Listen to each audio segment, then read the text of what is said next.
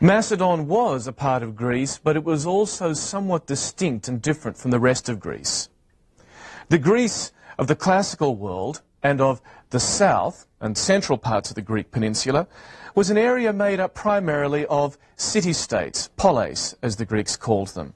Small areas centred around a particular city, each governed by either a democracy, where virtually all the citizen men were members of the ruling group of that society, or oligarchies, where the franchise was restricted to a narrower group, say the aristoi, the aristocrats, or the wealthy merchant class in Corinth, for example.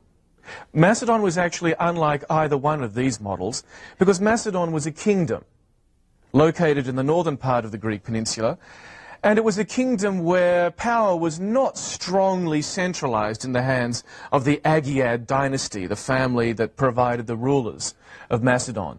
There were, in fact, inland areas, we can call them cantons or fiefdoms if you like, where local barons ruled sometimes almost independently.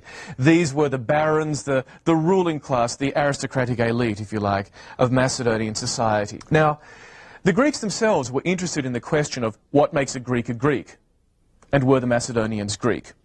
Well, we fortunately have a guide to the way that the Greeks understood their own ethnicity.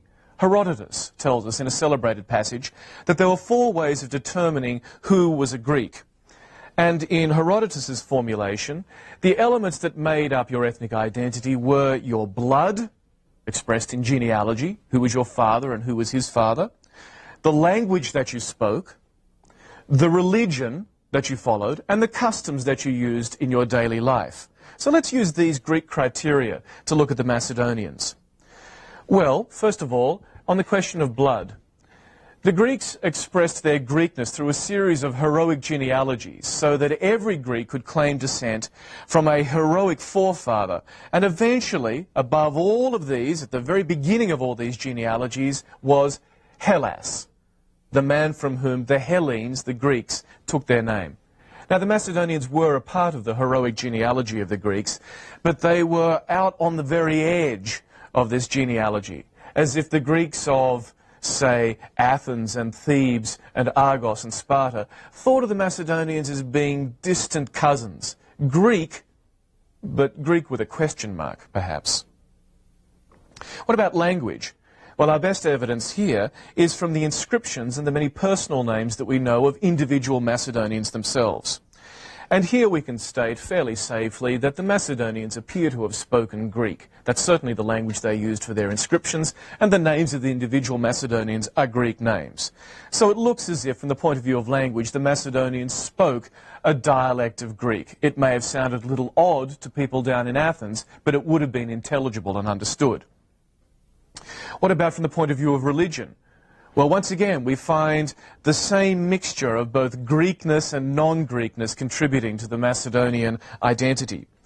For example, there's good evidence in Macedon that Zeus, the father of gods and men, as he's called by Hesiod, and Artemis, the virgin goddess, who was the hunter and the goddess associated with wild places, both of these gods were worshipped in Macedon. And these are clearly Greek gods. But on the other hand, there's also evidence for the popularity of a goddess called Bendis, who was a Thracian goddess. In other words, the Greeks would have thought of her as being vaguely foreign, not quite the same as the Olympian gods. And there's another goddess called Enodia, a goddess who's normally shown riding on a horse and carrying a torch, and she really has no close parallels in the southern Greek world. So the Macedonians betray their relationship to the Greeks of the south and also to the peoples further north of them, the Thracians, a so-called barbarian people in the eyes of the southern Greeks. And what about custom? The best way that you could show that you were Greek in the eyes of other Greeks was to participate in the Olympic Games. The Olympic Games were one set of what are called the Pan-Hellenic Games, games that were held every 4 years, but were only open to Greeks for participation. So if you could participate there, it meant that the judges of the games, who were in fact known as the Greek judges, the Hellenodikai, it meant that in their eyes you were Greek. Now, a Macedonian king, Alexander I, wanted to participate in the Olympic Games, and when he went to Olympia, on his first try, he was rejected by the Hellenodikai, the judges of the Greeks. Why? Presumably because they didn't believe he was really Greek. And so what he had to produce was a family tree that showed that his family, the ruling family of Macedonia, was in fact related to the Argives. So it had a good Greek pedigree.